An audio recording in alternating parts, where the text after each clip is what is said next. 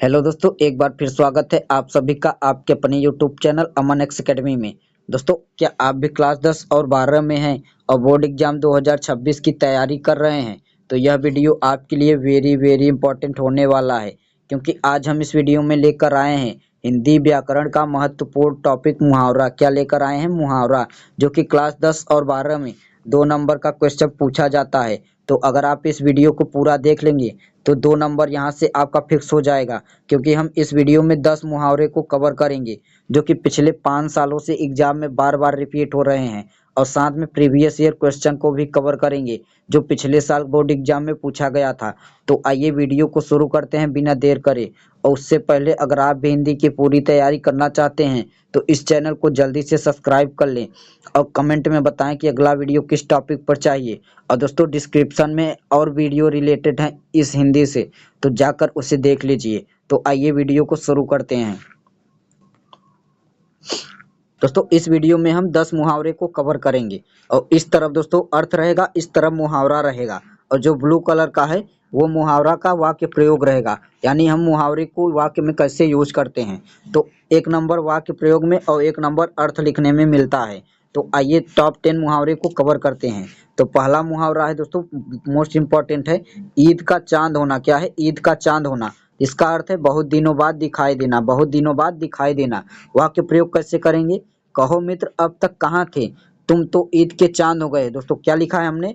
कहो मित्र अब तक कहाँ थे, तुम तो ईद के चांद हो गए हो। मतलब आप, जैसे हमने ईद के चांद होना ये मुहावरा है, तो इस सेंटेंस में हमने यूज किया है ईद का चांद होना। तो आपको ऐसे ही अपने से कोई सेंटेंस बनाना है जिसमें या तो आप मुहावरा यूज करें या तो उसका अर्थ यूज करें, कुछ न कुछ जरूर यूज करें। तो आपको अगर यूज करने से 1 नंबर मिलेगा दोस्तों। तो कैसे हमने यूज किया है? कहो मित्र अब तक कहाँ थे, तुम तो ईद के चांद हो गए हो। उसके बाद दूसरा है धोबी का कुत्ता घर का ना घाट का। क्या है? धोबी का कुत्ता घर का ना घाट का।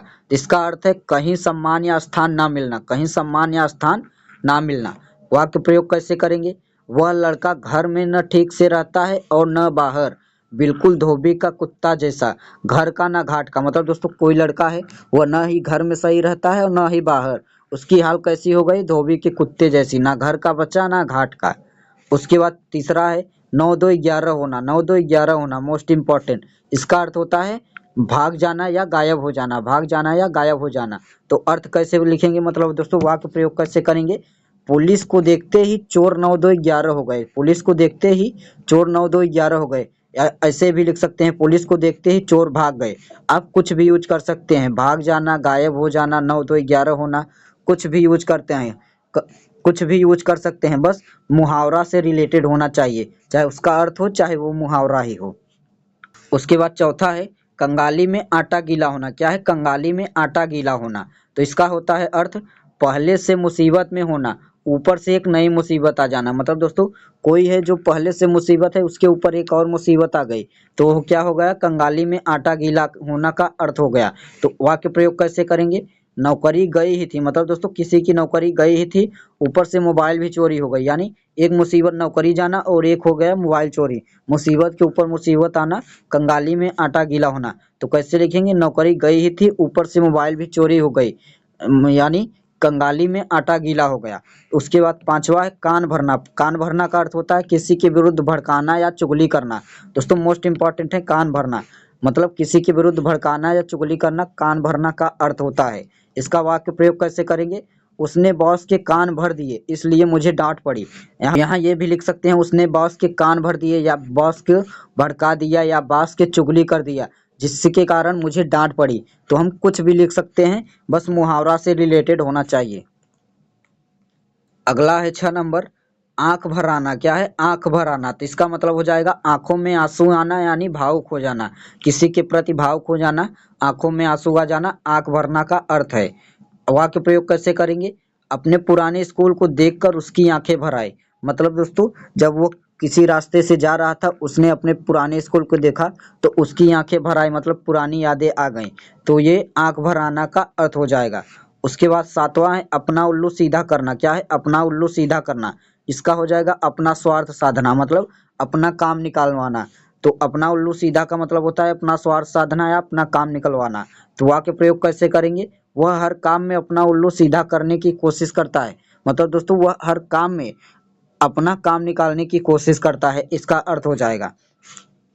उसके बाद 8वां है मोस्ट इंपॉर्टेंट है दोस्तों, वेरी वेरी इंपॉर्टेंट, पिछले साल बोर्ड एग्जाम में पूछा गया था ये, कि अंधे की लकड़ी होना, क्या अंधे की लकड़ी होना, इसका हो जाएगा किसी का एकमात्र सहारा होना, किसी का एकमात्र सहारा होना। इसका अर्थ कैसे लिखेंगे, तो इसका वाक्य प्रयोग कैसे करेंगे, वह बेटा अपने बूढ़े माता पिता के लिए अंधे की लकड़ी है। मतलब दोस्तों तुम अपने माता पिता, बूढ़े माता पिता के लिए अंधे की लकड़ी हो, ये भी लिख सकते हो। आप अपने से कुछ भी लिख सकते हो, बट दोस्तों वहां लिख के जरूर आना है। उसके बाद 9 नंबर है आंखों का तारा होना, क्या आंखों का तारा होना, तो इसका अर्थ हो जाएगा बहुत प्रिय या बहुत प्यार। उसके बाद 9 नंबर है आंखों का तारा होना, तो इसका अर्थ है बहुत प्यारा या प्रिय होना, क्या किसी के प्रति बहुत प्यारा या बहुत प्रिय होना। इसका वाक्य प्रयोग कैसे करेंगे, रीना अपने माता पिता की आंखों का तारा है। मतलब दोस्तों तुम अपने माता पिता की आंखों के तारा हो, ये भी लिख सकते हो। आप वहाँ कुछ भी लिख सकते हो, जरूरी नहीं कि हम जो बता रहे हैं वही लिखें, आप अपने से जोड़ कर लिखें, कुछ भी लिख सकते हैं, बस उसका अर्थ और जो मुहावरा या मुहावरे का अर्थ होता है उसमें यूज होना चाहिए। उसके बाद हम 10वां पढ़ेंगे। उसके बाद 10 नंबर है आ बैल मुझे मार, क्या है आ बैल मुझे मार, इसका अर्थ हो जाएगा खुद मुसीबत मोल लेना, मतलब खुद हुई मुसीबत में आ जाना। तो इसका वाक्य प्रयोग कैसे करेंगे, उसे पता था कि झगड़ा होगा, मतलब उसे पता था कि झगड़ा होगा फिर भी वह बीच में पड़ गया, आ बैल मुझे मार वाली बात हो गई। मतलब दोस्तों किसी के बीच झगड़ा हुआ था, उसे पता था कि झगड़ा और बढ़ जाएगी, तो फिर भी वह बीच में चला गया और उसने क्या हाल किया, आ बैल मुझे मार। उसके बाद 11 नंबर है दोस्तों, मोस्ट इंपॉर्टेंट है, इसलिए हमने इसे 11वां नंबर दे दिया, नहीं तो 10 ही कवर करने वाले थे। तो मोस्ट इंपॉर्टेंट है, जैसे हाथ पीले करना, क्या है हाथ पीले करना, इसका मतलब विवाह करना या कराना, मतलब दोस्तों विवाह करना। तो इसका वाक्य प्रयोग कैसे करेंगे, अगले महीने में उसकी बेटी के हाथ पीले किए जाएंगे, क्या अगले महीने में उसकी बेटी के हाथ पीले किए जाएंगे, तो इसका वाक्य प्रयोग है। तो दोस्तों ये रहे 11 मोस्ट इंपॉर्टेंट मुहावरा। अब हम प्रीवियस ईयर क्वेश्चन को कवर करेंगे जो कि पिछले साल एग्जाम में पूछा गया था, तो आइए उस क्वेश्चन को कवर करते हैं। तो दोस्तों आपका क्वेश्चन नंबर रहेगा 9, क्या क्वेश्चन नंबर 9 रहेगा क्लास 12th में। और दोस्तों यह क्वेश्चन 2 नंबर का आएगा, और क्वेश्चन कैसे लिखेगा, निम्नलिखित मुहावरों में से किसी एक का अर्थ लिखकर वाक्य प्रयोग कीजिए। सेम इसी तरीके से क्वेश्चन आएगा, 4 मुहावरा दिया रहेगा, जैसे इसमें 4 दिया है, ईद का चांद होना, आंख भर आना, कान भर आना, आ बैल मुझे मार। तो निम्नलिखित मुहावरों में से किसी एक का, मतलब एक का ही करना होगा आपको इस चारों में से, तो उसका अर्थ लिखकर वाक्य को प्रयोग करना होगा। तो दोस्तों इन सब का हमने ऊपर कराया है, तो आपको कमेंट बॉक्स में बताना है किसी एक का, जो आपको सबसे सरल लगे उसी का बताना, कि उसका अर्थ और वाक्य प्रयोग करके बताना। तो अगर वीडियो अच्छा लगा हो तो लाइक करके दोस्तों के साथ शेयर करें, और अगर आप भी हिंदी की पूरी तैयारी करना चाहते हैं तो इस चैनल को जल्दी से सब्सक्राइब कर लें, और कमेंट में बताएं कि अगला वीडियो किस टॉपिक पर चाहिए। तो मिलते हैं फिर अगले वीडियो में।